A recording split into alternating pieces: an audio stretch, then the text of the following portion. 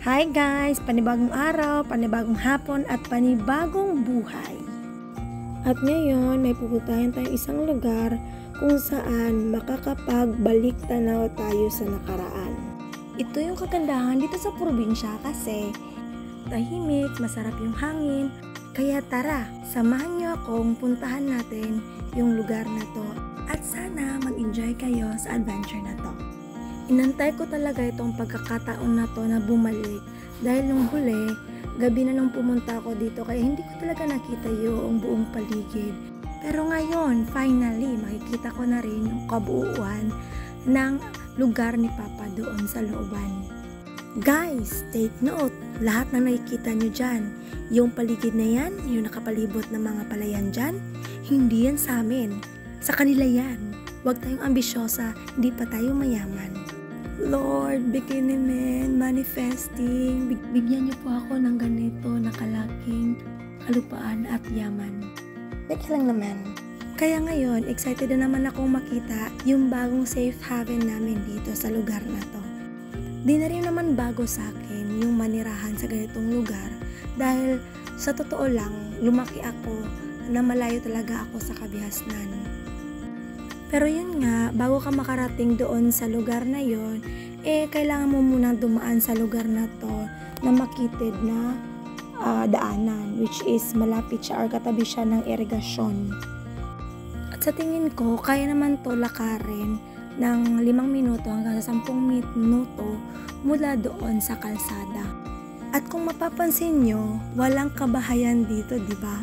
Mga palayan lang, puno. Siyempre, konting ingat din sa paglalakad dito kasi baka isang mali mo lang ng pagtapak, baka mapunta ka either sa putikan or doon mismo sa irigasyon. Marahil maraming magtataka kung bakit pinipili pa rin namin gumawa ng bahay sa looban. Pero siyempre, iba pa rin sa pakiramdam talaga yung parang may sarili kang mundo kung saan walang makikialam at walang mga matang nakabantay sa'yo or kung ano yung ginagawa mo. So ngayon, habang naglalakad nga kami, marami kang makikita. At isa na dito yung kalabaw. Siyempre, best friend yun ang magsasaka. So ngayon, papalapit na tayo. Pero itong aso ko, ayaw talaga magpapigil. Gusto na talagang habulin yung kalabaw. Ewan ko lang dito kay Damian. Damian, tumigil ka. Hindi yan aso. Hindi ko rin maintindihan bakit ako yung nauuna. Hindi ko naman alam kung saan yung direksyon. Ay ewan ko na, bahala na lang sila. Mawawala na kung mawawala. Pero syempre, paano ka naman mawawala? Kung may kasama ka namang mas maalam. Syempre, si mama at si papa kaya kasama ko. So, no problem. I got their back. Or they got my back. Or ano ba talaga? Lito na rin ako. As in. Dati-rati, nung mga bata pa kami, pagkaalala ko, takot ako sa mga lugar na to kasi nga, uso pa nun yung palabas na Magic Kingdom, yung mga aswang, so nakakatakot yung ganitong lugar, yung ganitong kasukal na lugar, my God, kinakabahan ako, pero syempre, since maliwanag pa naman, hindi pa tayo tinatamaan ng kaba, very brave pa tayo. Syempre, baka nga sa susunod, maging kaharian na natin to, so, tiis-tiis lang. Pero sa totoo lang, ang sarap talaga ng kalma na nabibigay ng lugar na to. Sa tingin ko naman, papalapit na tayo sa munting kubo natin. Ang bagal naman kasi ng mga kasama ko. Ano ba naman yan? Pero syempre, sinasama lang naman tayo dito, huwag tayong maarte. This is kahit feeling Disney princess. Oh, hanggang dun lang yung kalsada nito. Ngayon, lupa na yung naaapakan. So, papalapit na talaga tayo. Rekta na agad sa kubo. So, ito yung bahay namin dito sa looban. Yan. Yung pawid lang yung yung bubong. And then, semi-concrete at semi-native materials yan. So, parang mga kawayan lang yan.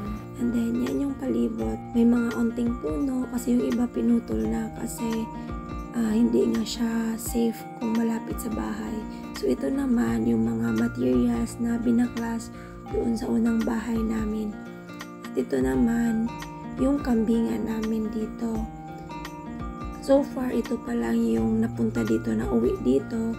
At may 4 pa kaming natira doon sa dati naming bahay. Hi, Goaty! I miss you! Okay lang ba kayo dyan? Tiis-tiis lang. So ito, mag-iikot tayo sa bahay. Andito tayo ngayon sa extension or annex ng kubo, which is para sa mga hayop ni Papa, kambing, baboy. Tsaka dito sa side na to, daan muna tayo dito. Since in progress pa yung paggawa ng bahay. So dito sa gilid, dito yung manok ni Papa, yung nag-iisa ng manok. Kasi nga, hindi na namin na-bitbit yung iba pa namin mga manok. So, pasok na tayo sa main na kubo. So, social yung kubo to kasi ang ganda ng kanyang door. Tingnan mo naman. Tsaka, meron siyang mga muebles. Yung sala set ni Papa na may 2 side table.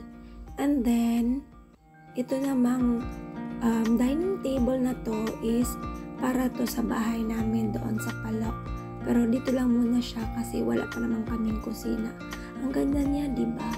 So, ito yung maliit na kwarto na hindi pa naman siya talaga kwarto. At itong maliit na kusina. And then, labas na tayo. Doon na tayo. Balik na tayo doon sa likod. So, dati nadadaanan yan. Pero ngayon, tinakpan dahil yung mga kambing nga nagsisiakyatan. So, ito naman yung portion or yung part na to is para sa mga baboy naman. So, may farrowing na para sa inahin. So, next naman, yung cute na CR sa labas. Oh, bongga. Hindi yan tiles, pero carry na. So, ngayon, ito yung loob ng kwarto. Oh, silip muna tayo dyan kasi ikot tayo mamaya. So, yan. Balik na naman tayo. Nakaikot na tayo dito sa bahay. So, since madilim na nga, ito. Tingnan mo yung papaya namin. Hitik sa bunga. Sabi ng mama ko, hindi daw yan tinanim, kundi mga lang yan, wild na tumubo lang dyan sa gilid ng bahay. At ito yung maraming tanglad namin, and then ito yung puno ng agdaw, yata yun, agdaw, hindi ko sure. So, balik tayo doon sa pag-iikot ng bahay. So, ito yung mga konting tanim ni Papa, and then now, ito, may lights na sa loob. Kasi merong solar lamp. At ito, medyo messy lang yung loob. Pero, kasi in progress nga yung construction. And ito yung maliit na kwarto. Tingnan natin sa loob. So, ito pala yung laman ng kwarto. Pero tingnan mo naman, ang ganda ng higaan. Yan yung bintana, very native. At saka maliit na lamesa. Meron din siya maliit na CR. So, kung titignan mo, cute din siya. Walang tiles, pero carry na din. In progress yung construction. So, madumi pa yan. Hindi pa yan pwede tulugan. Or kung sasadyain naman, natutulugan naman siya. So, yun guys. Ito yung maliit kong or konting house tour sa maliit na kubo. Itong aso ko pala, hindi siya marunong tumalon. So, yan. Nandyan lang siya. Panay lang yung tahol. And then, ito, ang ganda ng papalubog na araw. So, ganito yung paligid. At since maganda yung panahon, kitang-kita mo yung kanlurang bahagi. Masaya ako dyan. Happy!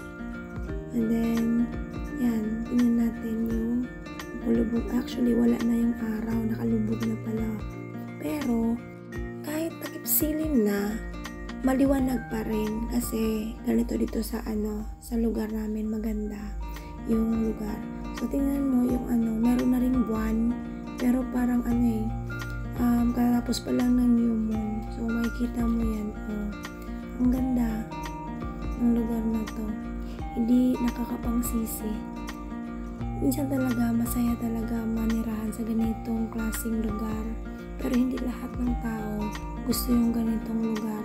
Pero para sa akin, maganda na mayroong ganitong lugar na pwedeng balikan just in case gusto mo ng tahimik na buhay. Yun lang, bye!